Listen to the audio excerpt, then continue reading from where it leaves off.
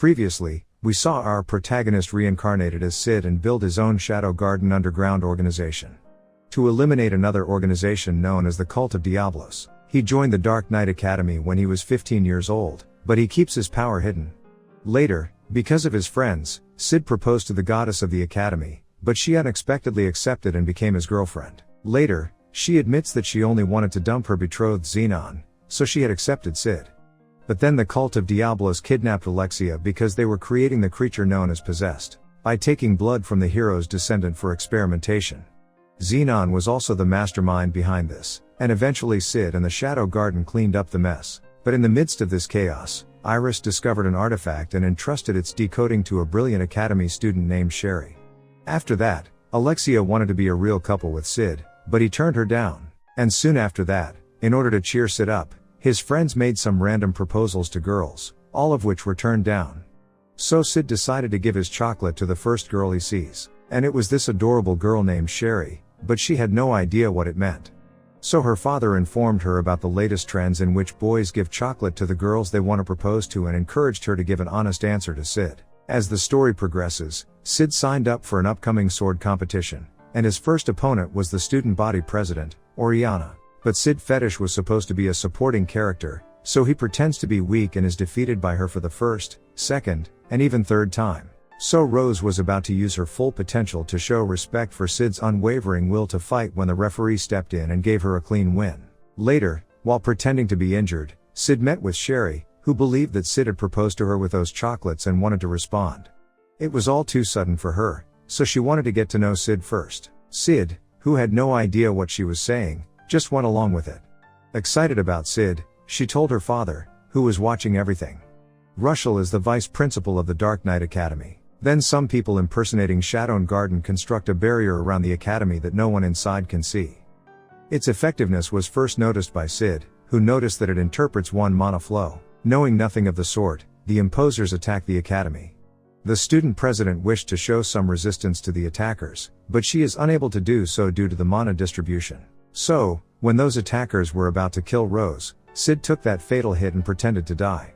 However, Rose misinterpreted this and assumed that Sid had fallen in love with her to the point of sacrificing his own life for her. With that, everyone in the academy was herded into a single location as a hostage, and in the midst of it, one of their members attacked Sherry in order to steal the artifact that Iris had given her. So, in order to save her, Iris's knight stayed behind to allow her to flee.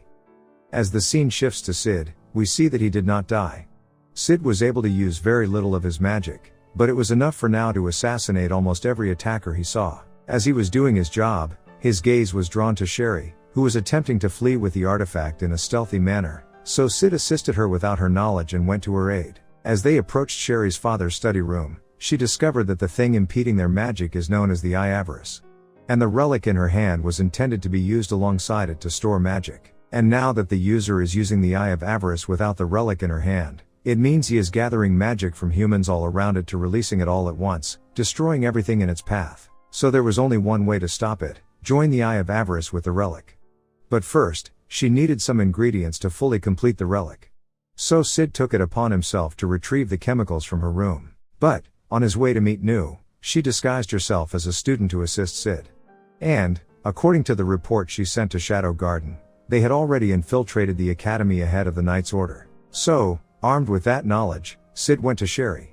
And after she finished tuning up that relic, she took an underground passage to the auditorium where everyone was held hostage. So, in order to avoid further delay, Sherry nullified the effect of magical disruption and gave everyone a chance to survive.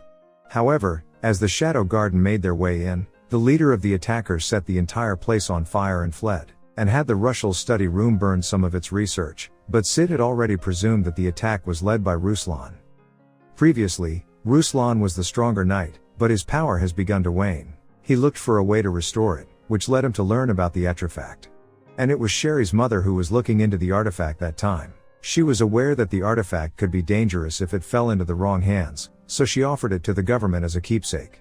So Ruslan murdered her in order to obtain it, but he was still unable to do so with it.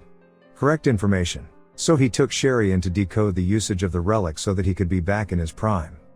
Sid was bored with this chit-chat and wished to end it immediately. And with the artifact now, Ruslan gained his prime power. His skills were no joke that even Shadow admired, but it was futile against Shadow, and the worst thing was that Sherry witnessed Shadow killing her adoptive father. Not to make her even more miserable, Sid concealed the fact that his adoptive father had murdered her mother and was behind this attack, taking on all of her hatred. This incident was a setback for Sherry, who had recently lost her only family. So Sherry made the decision to study abroad in a city called Lagos and bid her farewell. And with the entire academy in shambles, the summer vacation began earlier. So Sid was on his way to the sacred land of Lindrum to witness the goddess's trial, and the main guest of that event is eventually Princess Alexia. So Alexia and Iris were at the kingdom's one and only exclusive store of Gamma for shopping. Moving on, Sid arrived at the sacred city and discovered that one of the 7 members of the Shadow Garden, Beta aka Natsume, had become a famous writer as a result of a story Sid told her when they were children. So, after seeing Sid there late at night, Epsilon contacts Sid and informs him that Alpha discovered Archbishop Drake dead. Despite this, the goddess's trial was not hindered and started as scheduled. Long ago, a hero named Oliver defeated the demon Diablos, and in this trial, a person attempts to overcome the spirit they summon, and those who succeed may open a gate to enter the sanctuary, where hero Oliver awaits them. To make matters even more complicated, Rose had filled out the application to participate in this trial for Sid without his knowledge. So, in order to avoid drawing attention to himself, he entered it as a shadow. He summons the greatest witch of all time, Aurora, who was also known as the calamity that destroyed the world. However, Beta was present in the audience, along with Princess Alexia, Rose, and acting Archbishop Jack Nelson. As everyone witnessed, the shadow defeated the witch that nearly destroyed the world and opened the gates to the sanctuary. But Jack didn't want anyone to enter the sanctuary's gate and drove everyone away. And so, just as planned, the Shadow Garden appeared there to get inside the door. There were 3 types of doors: forbidden, beckoning, and welcoming. Nobody knows where it will appear because it will appear in front of those who are worthy to pass. As they entered the sanctuary, they realized that the history they had been taught was incorrect because the hero they all admired who defeated the demon Diablos was not he, but she, and Alpha was an exact replica of her appearance. The entire sanctuary is a prison of memories, and Oliver was one of the few children who could communicate with the demon cells. The cult's true goal was to extract demon cells from the demon Diablo's hand via Oliver. Cult claims they need power to fight demons, but their true goal was to gain immortal life by combining demon cells with the hero's descendants. However, the power is too great for anyone to handle, so they only managed to gain 1% of its power by turning it into pills.